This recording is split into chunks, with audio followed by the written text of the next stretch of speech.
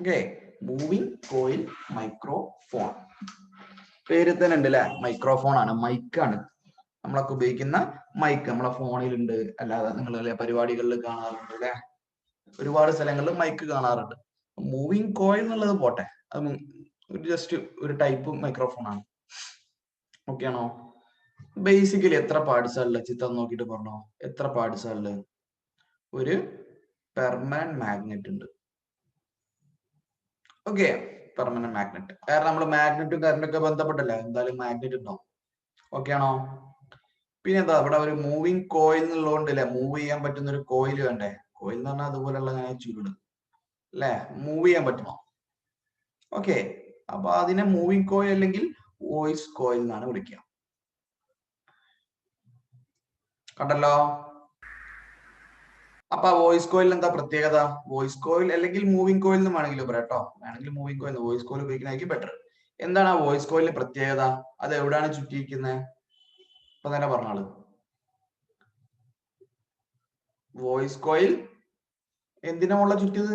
കണ്ണൂർ നോക്ക്. Is wound over and permanent magnet. Permanent magnet ചിലപ്പോ ചില ഇതിൽ ഫീൽഡ് മാഗ്നറ്റ് ഒന്നും കാണാറുണ്ട് കേട്ടോ. ഫീൽഡ് മാഗ്നറ്റ് എന്നൊക്കെ കാണാറുണ്ട്. എന്തായാലും ഒരു മാഗ്നറ്റ് ആണ്. അപ്പൊ ഒരു മാഗ്നറ്റിന്റെ മുകളിൽ ചുറ്റിയ ഒരു വോയിസ് കോയിൽ ആണ് ഇതിന്റെ പ്രധാന ഭാഗം. പോരാത്തതിന് ഒരു ഡയഫ്രം. ഡയഫ്രം എന്താ നമ്മൾ മുമ്പ് പഠിച്ചിട്ടുണ്ട്? എന്താ ഡയഫ്രം? എവിടെ നമ്മൾ ഡയഫ്രം പഠിച്ചത് ഇതിന്റെ മുമ്പ്?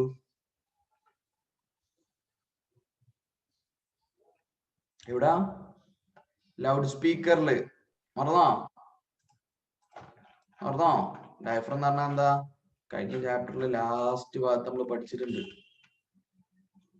അല്ലേ? ഇവിടെ ഒരു മിനിറ്റ്.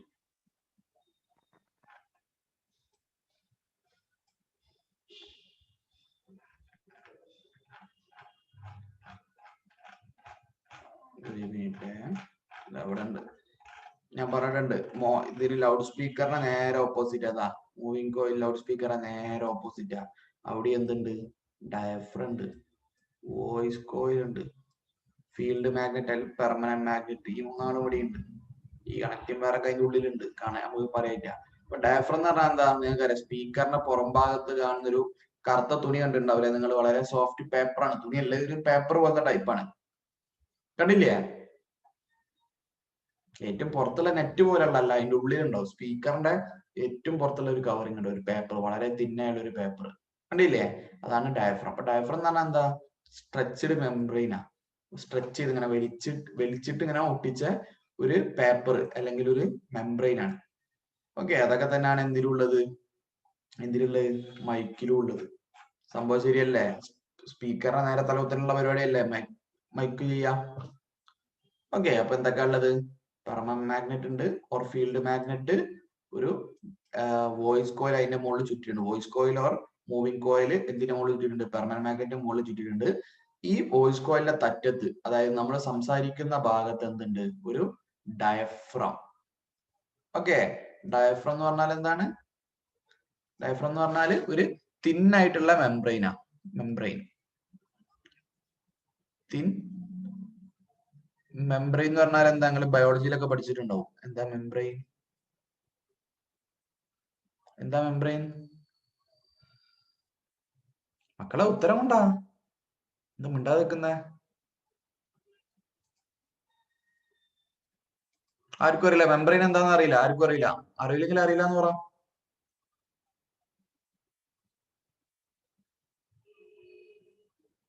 മക്കളെ കേൾക്കുന്നില്ലേ? ആരെങ്കിലും റിപ്ലൈ കൊണ്ടിടോ?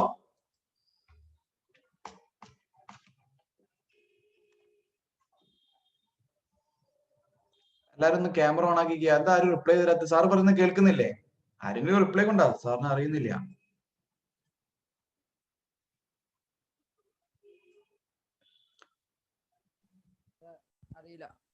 ഓക്കെ, കേൾക്കുന്നില്ല സാറ് പറയുന്നത്? ഓക്കെ ഓക്കെ, ശരി.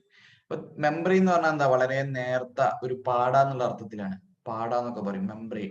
ഉള്ളിത്തോല്, ഉള്ളിലെ തോല് ഉണ്ടില്ലേ, വളരെ തിന്നായിട്ടുള്ള ഒരു മെംബ്രെയിനാ അല്ലെ? മെംബ്രെയിൻ എന്നാണ് അതിനെ പറയാം. വളരെ നേർത്തിട്ടുള്ള ഒരു ഷീറ്റ് പോലത്തെ വളരെ നേരത്തെ ഒരു തുണിയോ പേപ്പറിനൊക്കെ മെംബ്രെയിൻ എന്ന് പറയാം. ബയോളജിയിലൊക്കെ തൊലിയൊക്കെ മെംബ്രെയിനാ. നമ്മുടെ തൊലി കണ്ടില്ലേ, വളരെ നേരത്തെ സാധനല്ലേ, തിന്നല്ലേ, അപ്പൊ അതുപോലത്തെ ആളാണ് മെംബ്രെയിൻ. അപ്പൊ ഡയഫ്രം എന്ന് പറഞ്ഞാൽ വളരെ തിന്നായിട്ടൊരു മെംബ്രെയിനാണ്. പിന്നെ പ്രത്യേകിച്ചിട്ടൊന്നുമില്ല, ഇത്രയും പാർട്സേ ഉള്ളൂ. ഓക്കെ, അപ്പൊ ഇതിന്റെ വർക്കിംഗ് എങ്ങനെയാണെന്ന് വെച്ചാൽ നമ്മൾ ഇവിടുന്ന് സംസാരിക്കും. നമ്മൾ ഇവിടുന്ന് സംസാരിക്കുമ്പോൾ എന്ത് ചെയ്യും, ഇവിടുന്ന് സൗണ്ട് അല്ലെ, വേവ്സ് ആയിട്ട് ഞങ്ങൾ കഴിഞ്ഞ കൊല്ലം പഠിച്ചിട്ടുണ്ടാവും അല്ലെ, ഒരു ഐഡിയ ഉണ്ടാവും. സൗണ്ട് എന്താണ്, വേവ്സ്. ഇതുപോലെ വേവ് ആയിട്ടാ നമ്മൾ കടലിൽ തിരമാല കണ്ടില്ലേ, ഏതാണ്ട് അതേപോലെയാണ് എന്ത് സൗണ്ട് മൂവ് ചെയ്യാം. ഓക്കെ, അതിനെ പറ്റി ഉയർന്ന വലിയ ക്ലാസ്സിൽ പഠിക്കും. അപ്പൊ സൗണ്ട് വേവ് ആയിട്ട് ഇതേപോലെയാണ് വരിക അല്ലെ, ഓരോ വേവ് ഓരോ തിരമാല പോലെയാണ് സൗണ്ട് വരിക. വന്നിട്ട് എന്ത് ചെയ്യും, സ്വാഭാവികമായിട്ട് ഇത് അതിന്റെ പുറത്ത് ഈ ഡോട്ട് എന്താ അറിയോ, അതിന്റെ പുറത്തുള്ള ഒരു നെറ്റ് ആയിരിക്കും. നെറ്റ് കണ്ടില്ലേ, ബ്ലാക്ക് നെറ്റ് പോലത്തെ ഒരു സാധനം മൈക്കിന്റെ പുറത്ത് കണ്ടില്ലേ, ഒരു നെറ്റ് പോലെ ഓട്ടോ പോലെയുള്ള ആ ഭാഗമാണ് ഈ കാണിച്ചു കേട്ടോ. അതെന്തിനാ വെച്ചാൽ സേഫ്റ്റിക്കാ. ഈ മെംബ്രെയിൻ എന്നൊക്കെ പറഞ്ഞാൽ, ഈ ഡയഫ്രം എന്ന് പറഞ്ഞാൽ വളരെ തിന്നേക്ക്, അത് പൊട്ടിപ്പോകാണ്ടാക്കാനാണ് ഈ നമ്മൾ പുറത്തൊരു നെറ്റ് പോലത്തെ ഒരു കവറിങ് കൊടുക്കുന്നത്. ഓക്കെ, അപ്പൊ അത് കൂടി കടന്നിട്ട് എങ്ങോട്ട് എത്തും, നമ്മുടെ ഡയഫ്രത്തില് ഈ സൗണ്ട് വേവ്സ് പോയിട്ട് ഹിറ്റ് ചെയ്യും. ഈ ഡയഫ്രത്തിൽ സൗണ്ട് വേവ്സ് പോയിട്ട് ഹിറ്റ് ചെയ്യും. ഇവിടെ അങ്ങനെ ഇടിക്കും. ഞാൻ പറഞ്ഞു ഡയഫ്രം എന്താ, വളരെ തിന്ന. സ്വാഭാവികമായിട്ട് എന്ത് ചെയ്യും, ഇയാൾ ഇവിടെ ഇടിക്കുമ്പോൾ ഈ ഡയഫ്രം എന്ത് ചെയ്യും, ഒന്ന് വൈബ്രേറ്റ് ചെയ്യും സൗണ്ടിനനുസരിച്ച്. സൗണ്ട് ഞാൻ പറഞ്ഞു, സൗണ്ട് വേവ്സ് ആയിട്ടാണ് വരിക. അപ്പൊ ഓരോ ശബ്ദത്തിനനുസരിച്ച് ഈ വേവിന്റെ കോലം മാറും. ചില വേവ് ഇങ്ങനെ ആയിരിക്കും, ചില വേവ് കുറെ വിട്ടിട്ടായിരിക്കും, ചില വേവ് കുറച്ച് വിട്ടിട്ട് പിന്നെ അടുത്തിട്ട് പിന്നെ അടുത്തിട്ട് പിന്നെ കുറച്ച് വിട്ടിട്ട്, അങ്ങനെ പല കോലത്തിലായിരിക്കും. അപ്പൊ സൗണ്ടിനനുസരിച്ച് വേവ് മാറും. അപ്പോ ഈ വന്നു വീഴുന്ന സൗണ്ട് വേവിന്റെ അടിസ്ഥാനത്തിൽ അല്ലെ, സൗണ്ട് വേവിനനുസരിച്ച് ഡയഫ്രം എന്ത് ചെയ്യും, വൈബ്രേറ്റ് ചെയ്യും. ഓക്കെ ആണോ? ഡയഫ്രം വൈബ്രേറ്റ് ചെയ്യുമ്പോൾ സ്വാഭാവികമായിട്ട് അത് പിടിപ്പിച്ച അറിയുമല്ല, ഈ വോയിസ് കോയിൽ മേല.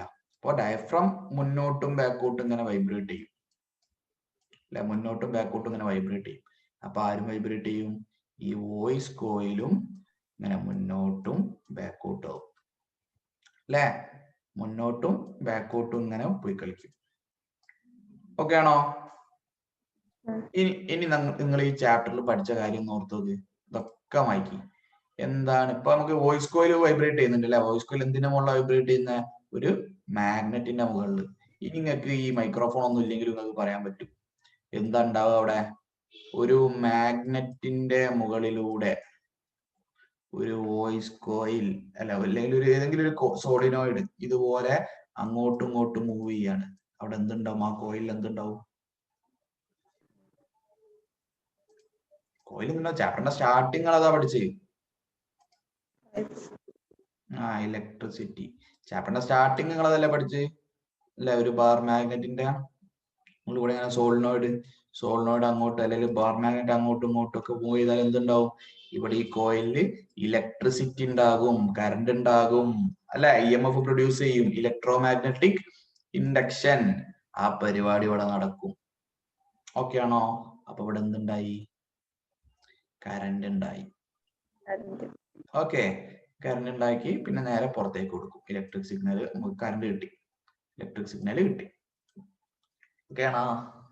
അപ്പൊ ഇതാണ് മൈക്രോഫോണിന്റെ വർക്കിംഗ്. അപ്പൊ സിമ്പിൾ ആണ്, വേണം ഫസ്റ്റ് സ്റ്റെപ്പ് ബൈ സ്റ്റെപ്പ് വേണമെങ്കിൽ പറയാം. ഫസ്റ്റ് സ്റ്റെപ്പ് എന്താണ്, sound waves hit diaphragm.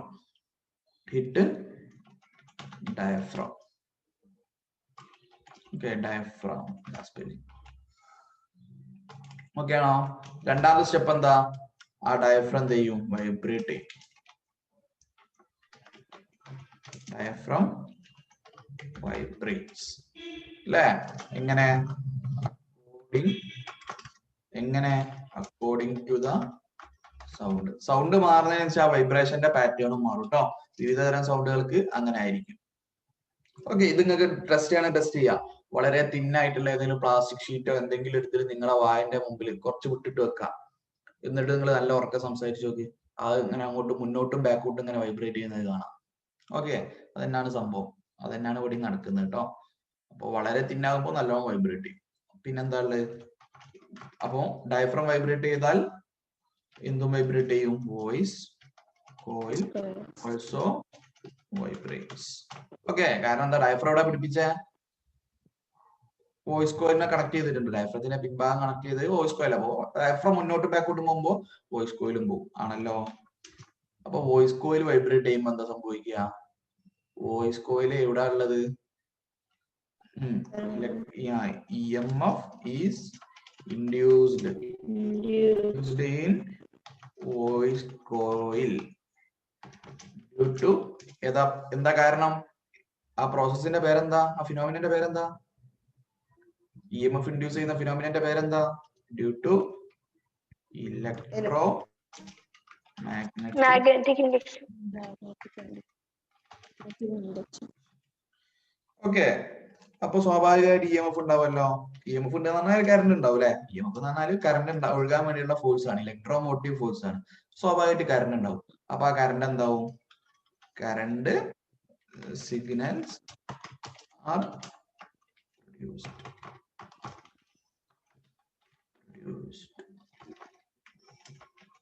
Okay ആണോ? ഇത്രയേ ഉള്ളൂ പണി. സിമ്പിൾ സ്റ്റെപ്പുകളാണ്. ഓക്കെ, അപ്പൊ ഇലക്ട്രിക് സിഗ്നൽ കിട്ടി. ഇത് പിന്നെ നമ്മളെ മൊബൈലിലേക്കോ, ഇലക്ട്രിക് സിഗ്നലാണ് നമ്മളത് മൊബൈലിലേക്കോ ആംപ്ലിഫയറിലേക്കോ അവിടെ എവിടെയെങ്കിലും കൊടുക്കുന്നത്. ഓക്കെ, അപ്പൊ സിംപ്ലി എന്താണ് മൈക്രോഫോൺ എന്ന് പറഞ്ഞാൽ? സൗണ്ട് വേവിനെ ഇലക്ട്രിക് സിഗ്നൽ ആക്കുന്ന ആളാണ് ആര്? മൈക്രോഫോൺ. ഏത് പ്രോസസ് ഉപയോഗിച്ചിട്ട്? EMI, electromagnetic induction. അപ്പൊ ഇലക്ട്രോ മാഗ്നറ്റിക് ഇൻഡക്ഷൻ ആണ് ഈ മൂവിംഗ് കോയിൽ മൈക്രോഫോണിന്റെ വർക്കിംഗ് പ്രിൻസിപ്പിൾ. ചോദിച്ചിട്ടുണ്ടോ? What is the working principle of microphone? ഒരു മാർക്കിന് ചോദിച്ചാൽ ഇലക്ട്രോ മാഗ്നറ്റിക് ഇൻഡക്ഷൻ എഴുതിയാൽ മതി. 2 മാർക്കിന് ചോദിച്ചാൽ ഈ പരിപാടികൾ ഒന്ന് എഴുതിയാൽ മതി കേട്ടോ. ഓക്കെ ആണോ? ഇത്രേ ഉള്ളൂ. അപ്പൊ ആദ്യത്തെ ചോദ്യങ്ങൾ ഉത്തരം ഉണ്ടോ നോക്കാം. Which are the main parts of the moving coil? ഒന്ന് പറഞ്ഞു നോക്ക്. ചിത്രം നോക്കാതെ പറഞ്ഞു നോക്ക്. ആരൊക്കെ മെയിൻ പാർട്സ്? ഒരു പെർമനന്റ് മാഗ്നറ്റ്,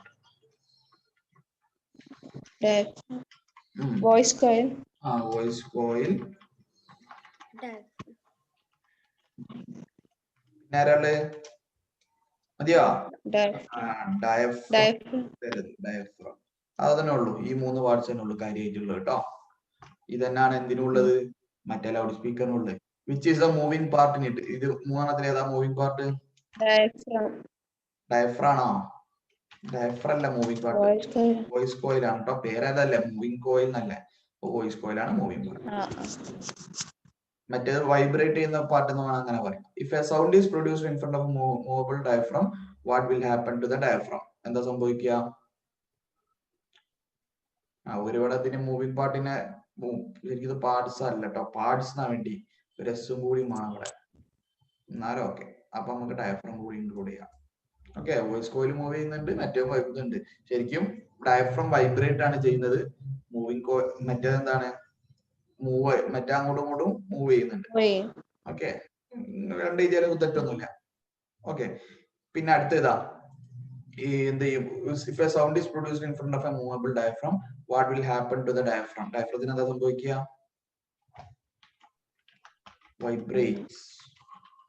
വൈബ്രേറ്റ് ചെയ്യും.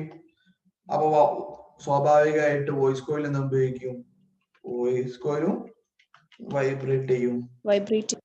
ഓക്കെ, മുന്നോട്ടും പിന്നോട്ടും പോവുക. വൈബ്രേഷൻ എന്ന് പറഞ്ഞാൽ മുന്നോട്ടും പോവുക. അതിന് നമ്മൾ ഇംഗ്ലീഷിൽ ടു ആൻഡ് ഫ്രോ എന്ന് പറയും. കേട്ടില്ലേ? To and ഫ്രോ. ഊഞ്ഞാലാടണം കണ്ടില്ലേ? അങ്ങോട്ട് പോകും അങ്ങോട്ട്. അതാണ് to and fro motion. Voice coil to and fro motion or vibrates. What will be the result? എന്താ result? EMF is induced due to EMI, electromagnetic induction. Okay ആണോ? സിമ്പിൾ സാധനം കേട്ടോ. ചോദിച്ചിട്ടുണ്ട് മുമ്പ്. ഇത് നമുക്ക് ആകെ കൂടി പഠിക്കാനുള്ള കുറച്ച് കാര്യങ്ങളാണ്. Motor, loud speaker, generator, transformer, പിന്നെ ഈ മൈക്രോഫോൺ. ഇതിൽ ഏതെങ്കിലും എന്തായാലും ഒന്ന് ചിത്രം അങ്ങോട്ട് വയ്ക്കും. ഏതൊക്കെയാണ്? ഫസ്റ്റ് നിങ്ങൾക്ക് പഠിക്കാനുള്ളത് മോട്ടോർ. ഇതേപോലെ കറണ്ട് വെച്ചിട്ടുള്ള ഫിഗർ പഠിക്കാനുണ്ട്, മോട്ടോർ. പിന്നെ അതിന്റെ കൂടെ തന്നെ ഉണ്ട് ലൗഡ് സ്പീക്കർ. അപ്പൊ സ്വാഭാവികമായിട്ട് ചോദിക്കാം മോട്ടർ അല്ലെങ്കിൽ generator. Okay, loudspeaker or mic.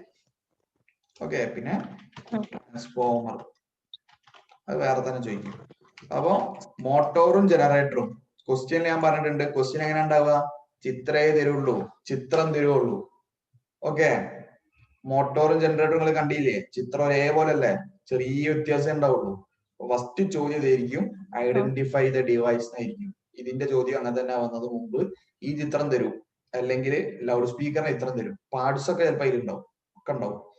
ചിലപ്പോൾ ഇനി പാർട്സ് ലേബൽ ചെയ്യാൻ ചിലപ്പോൾ നിങ്ങളോട് ചോദിക്കും. ഈ ഫിഗർ തരും, ക്വസ്റ്റ്യൻ എവിടെ ഉണ്ടാവില്ല ലൗഡ് സ്പീക്കർ ആണോ മൈക്രോഫോൺ ആണോ, എന്നിട്ട് നിങ്ങളോട് ചോദിക്കും. അപ്പൊ നിങ്ങൾ എന്ത് ചെയ്യണം? ഐഡന്റിഫൈ ഫസ്റ്റ് ചെയ്യണം, പിന്നെ പാർട്സ് ചെയ്യണം, ഒക്കെ ചെയ്യണം. അപ്പോ ചിത്രം തന്നിട്ടുള്ള ഒരു ചോദ്യം എന്തായാലും ഷുവർ ആണ്, എക്സ്പെക്ട് ചെയ്തോളൂ, എന്തായാലും വരും. അത് അങ്ങനത്തെ ഒരു ചോദ്യം ഉറപ്പായിട്ടും വരും. ചിത്രം തരും, എന്നിട്ട് ഐഡന്റിഫൈ ചെയ്തിട്ട് ഇതിന്റെ പ്രോസസ്സുകൾ എഴുതാം. തെറ്റിക്കരുത്, ഇമ്പോർട്ടന്റ് ആണ്. വരികയാണെങ്കിൽ 3 മാർക്ക് 4 മാർക്കിനൊക്കെ വരും. ഇതൊന്ന് വെറുതെ വായിച്ചു നോക്കി, ഇതിൽ എന്തെങ്കിലും ഡൗട്ട് ഉണ്ടോ ചോദിച്ചു നോക്ക്. ഇതില് പിന്നെ ഒരു കാര്യം കൂടി ഉണ്ട്, സൗണ്ട് എനർജി എന്നുള്ള സാധനം ഇല്ല. പല കുട്ടികൾ എഴുതാറുണ്ട് സൗണ്ട് എനർജി എന്ന് പറഞ്ഞ സാധനം ഇല്ല.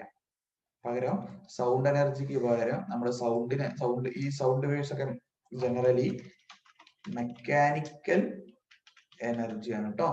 മെക്കാനിക്കൽ എനർജിയാണ് എന്ത്?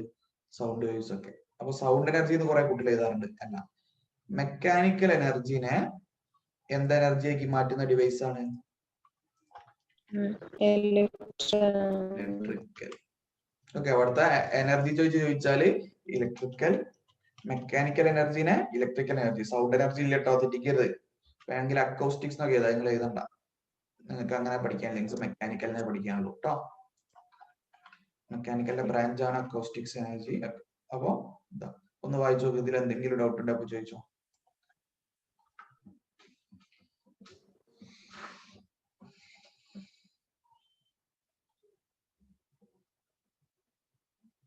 എന്തെങ്കിലും ഡൗട്ട് ഉണ്ടെങ്കിൽ ചോദിച്ചോളൂ.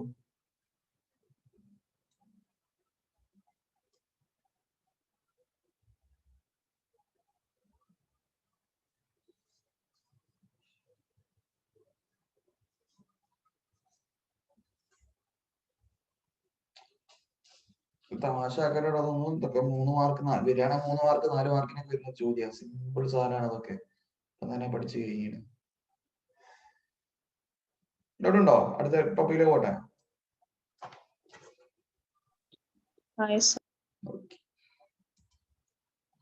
അങ്ങനെ പിന്നെ ഇതിന്റെ എന്നതാ, പിന്നെ ബാക്കി കാര്യമില്ല. when a sound is produced in front of microphone, electric signal in accordance with the sound is generated in the coil. ഞാൻ പറഞ്ഞിട്ടുണ്ട്, സൗണ്ടിനനുസരിച്ച്, നിങ്ങൾ ഉണ്ടാക്കുന്ന സൗണ്ടിനനുസരിച്ചിട്ട്. എല്ലാ സൗണ്ടിനും ഒരേപോലെ ഇലക്ട്രിക് സിഗ്നൽ ഉണ്ടാക്കിയാൽ നമുക്ക് വലിയ കാര്യമുണ്ടോ? ഒരു കാര്യമില്ല. അപ്പൊ നമ്മളെ സൗണ്ട്, ചില ആൾക്കാരെ സൗണ്ട് ഇത് വേവ് ആയിട്ട് വരിക, ചിലപ്പോ ഇങ്ങനെ ആയിരിക്കും വരിക, ചിലപ്പോ കുറെ എണ്ണം അടുപ്പിച്ചുണ്ടാവും, ചിലപ്പോ ഒന്ന് ഇങ്ങനെ, ചിലപ്പോ കുറെ എണ്ണം അടുപ്പിച്ചിട്ട് പിന്നെ ഒന്ന് വിട്ടിട്ട്, അങ്ങനെയൊക്കെ പല രീതിയിൽ വരും. അപ്പൊ നമ്മൾ ഉണ്ടാക്കുന്ന സൗണ്ടിനനുസരിച്ചിട്ടാണ് എന്ത് സൗണ്ട് വരിക. അപ്പൊ അതുകൊണ്ട് തന്നെ ഇലക്ട്രിക് സിഗ്നലും അതുപോലെ തന്നെ ആയിരിക്കും. ഓക്കെ, ഇലക്ട്രിക് സിഗ്നല് ഇതിപ്പോ AC ആണ് അധികം ഉണ്ടാവുക, ഇതിപ്പോ ചിലപ്പോ ഇങ്ങനെ ഉണ്ടാവും. ഓക്കെ, ഇപ്പൊ ചിലപ്പോ എങ്ങനെയൊക്കെയാണ് ഉണ്ടാവുക, ഇങ്ങനൊക്കെ പോയി ഇങ്ങനൊക്കെ തോന്നിയ പോലെ ഉണ്ടാവും. അതായത് നമ്മൾ ഉണ്ടാക്കുന്ന സൗണ്ടിനനുസരിച്ചിട്ടാണ് എന്ത് അവിടെ എന്തുണ്ടാവുക, സിഗ്നൽസ് ഉണ്ടാവുക. കാരണം ഇയാൾ മൂവ് ചെയ്യുന്നത്, അപ്പൊ നിങ്ങൾ വലിയ ക്ലാസ് പഠിക്കും. പിന്നെ പൊതുവെ ഇവിടെ ഉണ്ടാവുന്ന കറണ്ട് സിഗ്നൽസ് എന്താ? കാരണം ചെറിയൊരു ബാർ മാഗ്നറ്റ് ആണ്, ചെറിയൊരു വോയിസ് കോയിലാണ്, വലിയ കറണ്ട് ഒന്നും അല്ല ഇവിടെ ഉണ്ടാവുക. അപ്പൊ സിഗ്നൽ എന്തായിരിക്കും? വളരെ വീക്ക് ആയിരിക്കും, വളരെ വീക്ക്. വലിയ ഫോഴ്സ് ഒന്നും ഉണ്ടാവും, വലിയ ഇതൊന്നും ഉണ്ടാവില്ല, ആംപ്ലിറ്റ്യൂഡ് ഒന്നും ഉണ്ടാവില്ല. സ്വാഭാവികമായിട്ട് ഈ വീക്ക് സിഗ്നൽസ് നമുക്ക് എന്ത് ചെയ്യണം? ബൂസ്റ്റ് ചെയ്യണം അല്ലെ? നമുക്ക് വേറെ വലിയ ഡിവൈസിലേക്കും ഇതിലേക്കൊക്കെ വേറെ എന്തെങ്കിലും കണക്ട് ചെയ്യാൻ വേണ്ടി നമുക്ക് അത് അത്ര ക്ലാരിറ്റി ഉണ്ടാവില്ല. അപ്പൊ അതിന് നമ്മൾ എന്ത് ചെയ്യും? ആംപ്ലിഫൈ ചെയ്യും, സ്ട്രെങ്തൻ ചെയ്യും. ഓക്കെ, അപ്പൊ ഈ സിഗ്നൽസിന് ഒന്ന് സ്ട്രെങ്തൻ ചെയ്യും, അതിനു വേണ്ടി ഉപയോഗിക്കുന്നതാണ് ആംപ്ലിഫയർ. നമുക്കറിയാം, പരിപാടിക്ക് ഉപയോഗിക്കുമ്പോൾ മൈക്ക് നേരെ സ്പീക്കറിലേക്ക് കൊടുക്കല്ലേ ചെയ്യാം. അപ്പൊ ആദ്യം ചെയ്യും? ആംപ്ലിഫയറിലേക്ക് കൊടുക്കും. അറിയാം, നിങ്ങൾക്ക് അറിയാം, ആംപ്ലിഫയർ ഒരു പെട്ടി ഉണ്ടാവും, മൈക്ക് കൊടുക്കുന്ന ഒരു പെട്ടി ഉണ്ടാവും, അതാണ് ആംപ്ലിഫയർ കേട്ടോ. ഓക്കെ ആണോ? അത് മതി. ഇത്ര ഡീറ്റെയിൽ ആയിട്ട് മതി. പിന്നെ ടൈപ്സ് ഓഫ് മൈക്രോഫോൺ എന്നുള്ള സാധനം ഉണ്ട്, അത് എക്സ്ട്രാ നോളജ് ആണ്, സിലബസിൽ ഇല്ല കേട്ടോ. ഡീറ്റെയിൽ ആയിട്ട് നമ്മൾ പഠിക്കേണ്ട ആവശ്യമില്ല. നിങ്ങൾക്ക് എക്സാമിനൊന്നും വരാത്ത സാധനമാണ്, നിങ്ങൾ വായിച്ചു നോക്കുക. അത് എക്സ്ട്രാ നോളജ് ആയിട്ടുള്ളതാണ്, തൽക്കാലം നമ്മൾ പറയുന്നില്ല. അപ്പൊ അതോടുകൂടി ചാപ്റ്ററിന്റെ വലിയൊരു ഭാഗം കഴിഞ്ഞു കേട്ടോ. കറണ്ട് ഉണ്ടാക്കുന്നത് പഠിച്ചു അല്ലെ? കറണ്ട് ഉണ്ടാക്കുന്നത് ഇതോട് തീർന്നു. ഇനി എന്ത് ചെയ്യണം? കറണ്ട് ഉണ്ടാക്കി കഴിഞ്ഞു. ഉണ്ടാക്കിയാൽ മതിയോ? കറണ്ട് ഇടുക്കിയിൽ ഉണ്ടാക്കിയാൽ മതിയോ? അല്ലെ കുറ്റിയാടി ഉണ്ടാക്കിയാൽ മതിയോ? നമ്മളെ പുരയിൽ എത്തണ്ടേ? നല്ല നമുക്ക് ഉപയോഗിക്കാൻ പറ്റുള്ളൂ. ഇപ്പോ കറണ്ട് ലാർജ് സ്കെയിലില്, വളരെ വലിയ സ്കെയില്, നമ്മളിപ്പോ ചെറിയ ഇത്രയും കാര്യം എന്താ പറഞ്ഞ, കറണ്ട് ഉണ്ടാവാനുള്ള ബേസിക് ആയിട്ടുള്ള കാര്യങ്ങളൊക്കെ നമ്മൾ പറഞ്ഞു അല്ലെ? ബേസിക് ആയിട്ടുള്ള കാര്യങ്ങളൊക്കെ നമ്മൾ പറഞ്ഞു. ഓക്കെ, അപ്പൊ ബേസിക് ആയിട്ടുള്ള കാര്യങ്ങൾ പറഞ്ഞു കഴിഞ്ഞു. അപ്പൊ ഇനി എന്ത് ചെയ്യണം? ഇത് നമുക്ക് എത്തിക്കണം. ഓക്കെ, ഒരു മിനിറ്റ്.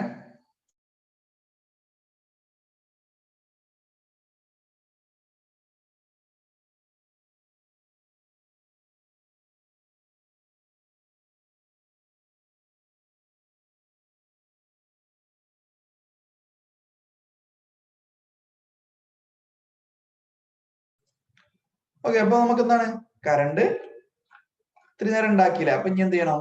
അതിനെ നമ്മള് വീടുകളിലേക്ക് എത്തിക്കുന്ന പരിപാടി, അതാണ് നമുക്ക് നമുക്കിന്ന് ഡിസ്കസ് ചെയ്യാനുണ്ട്. ഓക്കെ അല്ലേ? അപ്പോ നമ്മളത് ആണ് പറയാൻ പോകുന്ന power transmission and distribution. Transmit എന്ന് പറഞ്ഞാല് കൊണ്ടുപോവുക. ട്രാൻസ്പോർട്ട് കേട്ടില്ലേ? ട്രാൻസ്പോർട്ട് കേട്ടില്ലേ? ട്രാൻസ്പോർട്ട് എന്ന് പറഞ്ഞാൽ കൊണ്ടുപോവുക. അതിന്റെ വേറൊരു മീനിങ് ആണ് ട്രാൻസ്മിഷൻ. അങ്ങനെ വിചാരിച്ചാൽ അത് മനസ്സിലാക്കിയാൽ മതി. ഡിസ്ട്രിബ്യൂഷൻ, അത് അല്ലെ, ഒരു സ്ഥലത്ത് എത്തിച്ചാലും അവിടെ തന്നെ കുറെ ലോക്കലായിട്ട് അല്ലെ ഡിസ്ട്രിബ്യൂട്ട് ചെയ്യാം. ഓക്കെ ആണോ? അപ്പൊ നമുക്കറിയാം കറണ്ട് എങ്ങനെ ഉണ്ടാക്കുന്നത്. ബേസിക്കലി കറണ്ട് എങ്ങനെ ഉണ്ടാക്കുന്നത്? കറണ്ട് ഉണ്ടാക്കുന്ന ഡിവൈസ് ഏതാ? നമ്മൾ പഠിച്ചു കഴിഞ്ഞിട്ട്. കറണ്ട് ഉണ്ടാക്കുന്ന ഡിവൈസ് ഏതാ മക്കളെ?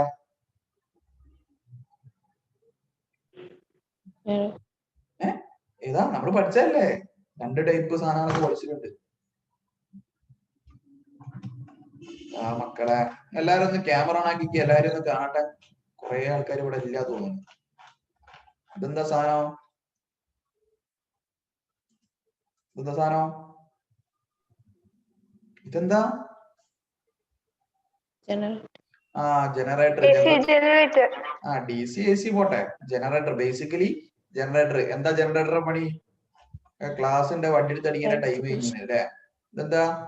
ഇതാ വായിച്ചു നോക്കി, കണ്ണോർന്ന് വായിച്ചു നോക്കി. അതല്ലടോ ഞാൻ പഠിപ്പിച്ച്. ഇതെന്താ? വായിക്കി. Mechanical energy converter. Electric energy. ബേസിക്കലായിട്ട് എന്താ? കറണ്ട് ഉണ്ടാക്കുന്ന ഡിവൈസ് ആണ് ജനറേറ്റർ എന്ന് പറഞ്ഞാൽ പഠിപ്പിച്ചില്ല പോയത്. ഞാൻ പറഞ്ഞില്ല, SSL ഏറ്റവും ഇമ്പോർട്ടന്റ് ടോപ്പിക് എന്നാണ് പഠിപ്പിച്ച ആൾക്കാരാ. എന്നിട്ട് തൊള്ളിന്ന് തുറന്ന് നിൽക്കുകയാണ് എല്ലാരും. ക്ലാസ് ഉണ്ടെങ്കിൽ എന്റെ നടി കിട്ടിണ്ടാവും ഇപ്പൊ. ഓക്കെ, അപ്പൊ ബേസിക്കലി എന്താണ്? നമ്മൾ ജനറേറ്റർ ഉപയോഗിച്ചിട്ട് കറണ്ട് ഉണ്ടാക്കും.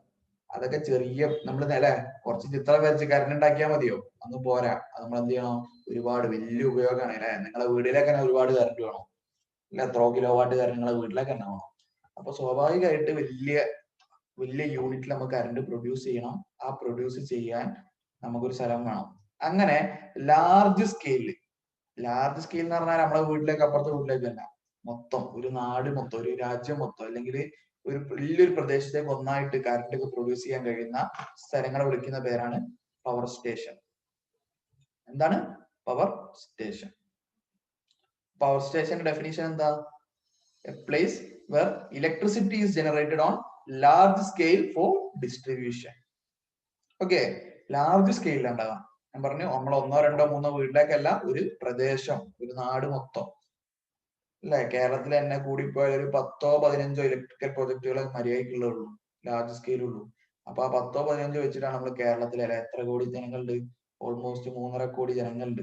എത്ര കറണ്ട് ഉപയോഗിക്കുന്നുണ്ട്? ആ കറണ്ട് ഒക്കെ ഉണ്ടാക്കുന്ന അത്രയും കുറഞ്ഞ സ്ഥലങ്ങളിലാണ്. അതുപോലത്തെ സ്ഥലങ്ങൾ വിളിക്കുന്ന പേരാണ് പവർ സ്റ്റേഷൻസ്. കറണ്ട് ഉണ്ടാക്കുന്ന, ലാർജ് സ്കെയിൽ കറണ്ട് ഉണ്ടാക്കുന്നതാണ് പവർ സ്റ്റേഷൻ.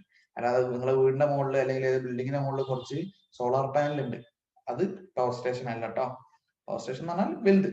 എന്നിട്ട് അതെന്ത് ചെയ്യും? ഒരു ഉണ്ടാക്കിയാൽ മാത്രം പോരാ, ഓരെന്ത് ചെയ്യും? ഡിസ്ട്രിബ്യൂട്ടും ചെയ്യും. എന്താണ്?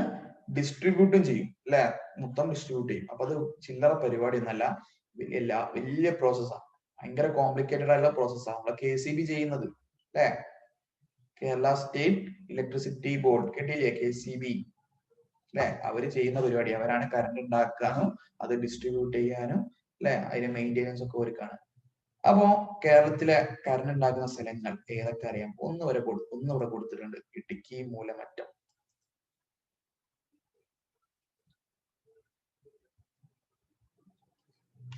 മക്കളെ പറയും, ഇടുക്കി മൂലമറ്റം. നമുക്ക് മൂലമറ്റത്തേക്ക് പോവാം.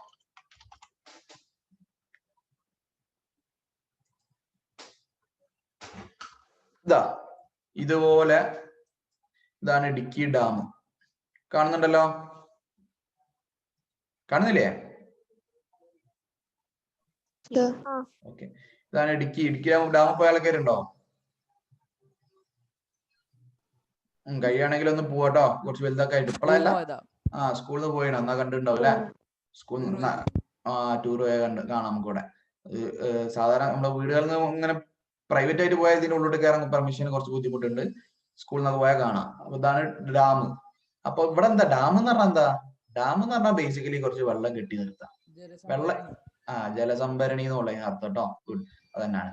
രണ്ട് വലിയ മലന്റെ ഉള്ളിൽ എന്ത് ചെയ്യും? വലിയ കോൺക്രീറ്റ് ഉപയോഗിച്ചിട്ട് വെള്ളം കെട്ടി നിർത്തുക.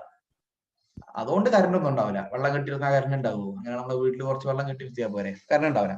ഇപ്പൊ ഡാമുകൾ കറണ്ട് ഉണ്ടാക്കാനുള്ളതല്ല. ഡാം എന്ന് പറഞ്ഞാൽ വെള്ളം സ്റ്റോർ ചെയ്യാം. ഇതിന്റെ ഭാഗമായിട്ട് ഇവിടെ ഒന്നല്ല കേട്ടോ, ഇതാണ് ഇടുക്കി ഡാം.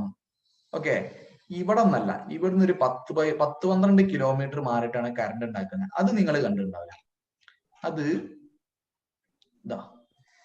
ഇതായിരിക്കും ആ സ്ഥലം. അവിടെ ഫോട്ടോ വരെ പുറത്ത് ഒരു ഇവിടെ ഇടുക്കി പവർ സ്റ്റേഷൻ ആ ഡാമിന്റെ ഉള്ളിൽ കൂടെ ഒരു വഴികളൊക്കെ ഉണ്ട്. ഓക്കെ, അതില് ഇവിടെ പോയി, ഇവിടെ എവിടെയെങ്കിലും ഉണ്ടാവും. ഒരു മിനിറ്റ്,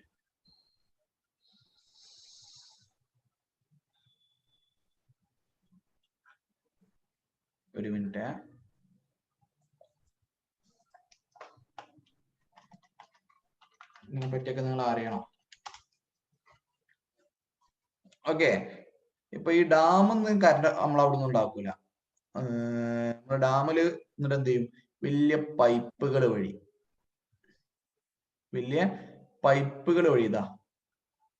ഇതാ ഇത് സൂം ചെയ്താൽ കുറച്ചെങ്കിലും ഐഡിയ കിട്ടും. കണ്ടോ, ഇവിടെ മുകളിൽ നിന്ന് പൈപ്പ് വരുന്ന കണ്ടോ? ഈ ചിത്രം കണ്ടോ? മുകളിൽ നിന്ന് അവിടെ നിന്ന് ഇങ്ങനെ പൈപ്പ് വരുന്നുണ്ട്. ഡാമിന്റെ അടിഭാഗത്ത് കൂടിയ ഇത് ചിത്രത്തിൽ കാണുമ്പോൾ ചെറിയ പൈപ്പ് ആയിരിക്കും. ഇതിൻ്റെ ഉള്ളിൽ കൂടിയ ലോറി ഓടിച്ചു, അത്രയും വലിപ്പുണ്ടാവും. ലോറിക്ക് ഓടിച്ചു, അത്രയും വലിപ്പുണ്ടാവും. അത്രയും വലിയ പൈപ്പുകളായിരിക്കും. ഈ പൈപ്പിനെ വിളിക്കുന്ന പേരാണ് പെൻ സ്റ്റോക്ക് പൈപ്പ്. ഓക്കെ, അപ്പൊ പെൻ സ്റ്റോക്ക് പൈപ്പുകൾ വഴി എന്ത് ചെയ്യും? നമ്മൾ താഴത്തേക്ക് വെള്ളം കൊണ്ടുവരും. ഓക്കെ, ഞാൻ പറഞ്ഞു ഇടുക്കിന്റെ ഡാമിന്റെ 10-12 കിലോമീറ്റർ മാറിയിട്ടാണ് മൂലമറ്റം എന്നുള്ള സ്ഥലത്തിന്റെ പേര്. മൂലമറ്റം എന്ന് പറഞ്ഞ സ്ഥലം. അപ്പൊ അവിടെ അതുപോലെ ഇതാണ് പവർ സ്റ്റേഷൻ ശരിക്കും. ഇതും ഈ ഭാഗങ്ങളൊക്കെയാണ് പവർ സ്റ്റേഷൻ. ഇവിടേക്ക് വെള്ളം കൊണ്ടുവരും, എന്നിട്ട് അവിടെ നിന്നാണ് കറണ്ട് ഉണ്ടാക്കുന്നത്. ഇത് നമ്മൾ വേറെ ചാപ്റ്ററിൽ ഡീറ്റെയിൽ ആയിട്ട് പഠിക്കുന്നുണ്ട് കേട്ടോ. 7ാമത്തെ ചാപ്റ്റർ ഡീറ്റെയിൽ ആയിട്ട് നമ്മൾ പഠിക്കുന്നുണ്ട്. അപ്പൊ കൂടുതൽ നമ്മൾ അവിടെ പറയാം. അപ്പൊ ഒരു ഐഡിയ ആയല്ലോ, പവർ സ്റ്റേഷൻ എന്ന് പറഞ്ഞാൽ ഡാം അല്ല, ഈ കാണുന്ന സാധനമാണ് പവർ സ്റ്റേഷൻ. ഓക്കെ, അത് മനസ്സിലാക്കാനാണ്. ഓക്കെ, കുറെ കുട്ടികളുണ്ടാവും. ഇനിയിപ്പോ കാണിച്ചു തരാം. എന്തിനാ പറഞ്ഞതെന്ന് പറഞ്ഞാല് write down the name of some power station in Kerala എന്ന് പറഞ്ഞാല് അടുത്ത് കാണാം. കുട്ടികൾ എല്ലാവർക്കും അറിയുന്ന എല്ലാ ഡാമിന്റെ കുറെ ആൾക്കാർ ഇത് പെരുവണ്ണാമൊഴി ഡാം ഉണ്ട് നിങ്ങള്? അവിടെ കോഴിക്കോട് പേരാമ്പ്ര കഴിഞ്ഞിട്ടുള്ള ഒരു ഭാഗമാണ് പെരുവണ്ണാമൊഴി എന്ന് പറഞ്ഞ ഡാം ഉണ്ട്. അതെന്തല്ല, അത് കറണ്ട് ഉണ്ടാക്കുന്ന ഡാമിന്റെ ഭാഗമല്ല. ഓക്കെ, അത് കൃഷിക്ക് വേണ്ടിയിട്ടാ. കൃഷിക്ക് വേണ്ടി വെള്ളം സ്റ്റോർ ചെയ്യുന്ന ഡാം. പക്ഷെ അതിന്റെ തൊട്ട് മുകളിൽ വേറെ ഒന്നുണ്ട്, കുറ്റ്യാടി. കേട്ടണോ? കുറ്റ്യാടി ഡാം പോവാത്തൊക്കെ പോയിട്ടുണ്ടാവും. കുറ്റ്യാടി ഡാം പോയില്ലേ നിങ്ങള്? കുറ്റ്യാടിയൊക്കെ ഇപ്പൊ നല്ല ടൂറിസ്റ്റ് സ്പോട്ട് ആയിട്ട് വരുന്നുണ്ട്. കുറ്റ്യാടി ഓക്കെ, കുറ്റ്യാടി ഡാമില് അതിനായിട്ട് ബന്ധപ്പെട്ട പവർ സ്റ്റേഷൻ ഉണ്ട്. ഓക്കെ, പിന്നെ എവിടെ ഉള്ളത്? ഇടുക്കി മൂലമറ്റം. കുറ്റ്യാടി. ഇതൊക്കെ കറണ്ട് ഇത് നമ്മളെന്താ വെള്ളത്തിൽ നിന്ന് ഉണ്ടാക്കുന്ന മാത്രം, ഡാമിൽ മാത്രമല്ല കറണ്ട് ഉണ്ടാക്കുന്നത് കേട്ടോ. ഡാമുകൾ ഉപയോഗിച്ച് മാത്രമല്ല കറണ്ട് ഉണ്ടാക്കുന്നത്, അല്ലാതെ ഉണ്ട്. ആരെങ്കിലും നല്ലോണം അരീക്കോട് മീജന്ത അങ്ങോട്ട് പോയിണോ? അവിടെ പോകുമ്പോ റൈറ്റ് സൈഡിൽ കാണാം, അവിടെ ഒരു ബോർഡ് ഉണ്ട്. അവിടെ ഒരു ബോർഡ് ഉണ്ട്, നല്ലളം പവർ സ്റ്റേഷൻ എന്നുള്ളൊരു പേരുണ്ട്. ഇവിടെ ഒരു സാധനം കൂടി, നല്ലളം കഴിഞ്ഞ ഒരാളും കൂടി ഉണ്ട്. നല്ലളം എന്ത് പവർ സ്റ്റേഷനാ? നല്ലളം പോയവർക്ക് അറിയാം, അവിടെ എവിടെ ഡാമില്ല, അടുത്തൊരു പുഴ പോലും ഇല്ല. അവിടെ ഇപ്പൊ എങ്ങനെ കറണ്ട് ഉണ്ടാക്കുന്നത്? ഡീസൽ പവർ സ്റ്റേഷൻ എന്നാണ് അതിന്റെ പേര് കേട്ടോ. Nallalam diesel power station. അപ്പൊ ഡീസൽ ഉപയോഗിച്ചിട്ട് കറണ്ട് ഉണ്ടാകും. ഇത് എങ്ങനെയാ നിങ്ങൾ 7ാമത്തെ ചാപ്റ്ററിൽ കൃത്യമായിട്ട് പഠിക്കുന്നുണ്ട് കേട്ടോ. അപ്പൊ തൽക്കാലം നമ്മൾ എക്സാമ്പിൾ പഠിക്കാം. അപ്പൊ മനസ്സിലാക്കുക, വെള്ളത്തിൽ നിന്ന് മാത്രമൊന്നല്ല, ഇനി ഡീസലിൽ നിന്ന് മാത്രമൊന്നല്ല, ന്യൂക്ലിയർ പവർ സ്റ്റേഷൻ ഉണ്ട്. ന്യൂക്ലിയർ പവർ സ്റ്റേഷൻ, അതിന്റെ ചിത്രങ്ങൾ നിങ്ങൾ കണ്ടിട്ടുണ്ടാവും. എന്താ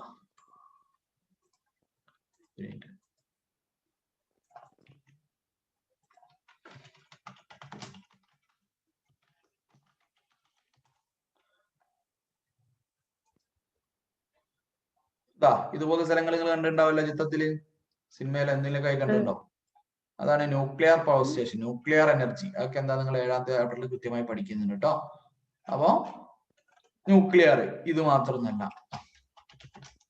വിൻഡ് പവർ സ്റ്റേഷനുകളുണ്ട്. വിൻഡ് മില്ല് ഉപയോഗിച്ചിട്ട്, ഒരുപാട് വിൻഡ് മില്ല് ഉപയോഗിച്ചിട്ട് നമ്മൾ എന്തിട്ട് കറണ്ട് ഉണ്ടാക്കുന്നുണ്ട്. അപ്പൊ ഇതിനൊന്നായിട്ട് വിൻഡ് പവർ സ്റ്റേഷൻ എന്ന് വിളിക്കാം. അതല്ലാത്ത വേറെ ഒരുപാടുണ്ട്.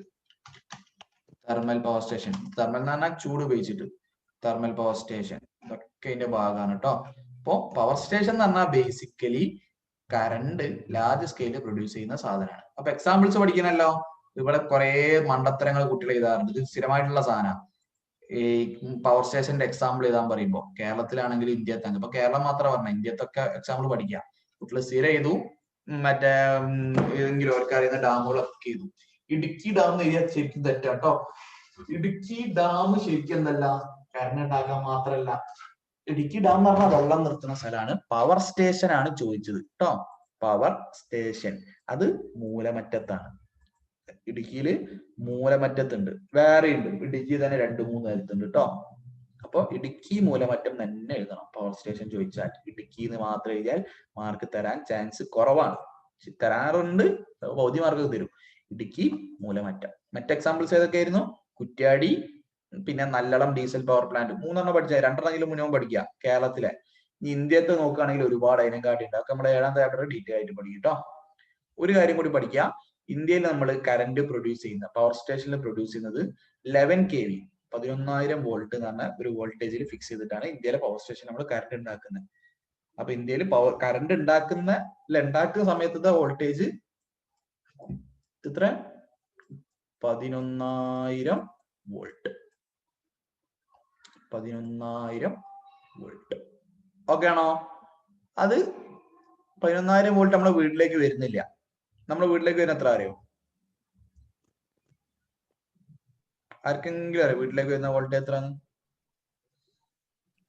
800? 800 വീട്ടിലേക്ക് വരില്ല. 800 വീട്ടിലേക്ക് തന്നെ വരില്ല. വലിയ ഫാക്ടറിയിലേക്ക് തന്നെ 400-500 വരിക. അതൊന്നും ചെന്ന ആവശ്യമില്ല കേട്ടോ. 230 വോൾട്ട് ആണ്. 230 എന്ന് പറഞ്ഞാൽ 230 KCB തരുന്നില്ല. മീൻസ് തരാൻ ശ്രമിക്കും. 230 ചെയ്താലും ചിലപ്പോൾ 230 കൂടി കൂടും, 250 എത്തും. ചിലപ്പം കുറഞ്ഞ 150 എത്തും. വോൾട്ടേജ് കൂടും കുറയൊക്കെ ചെയ്യും. അത് ഓരോ പല കാര്യങ്ങൾ നമ്മൾ പഠിക്കുന്നുണ്ട് കേട്ടോ.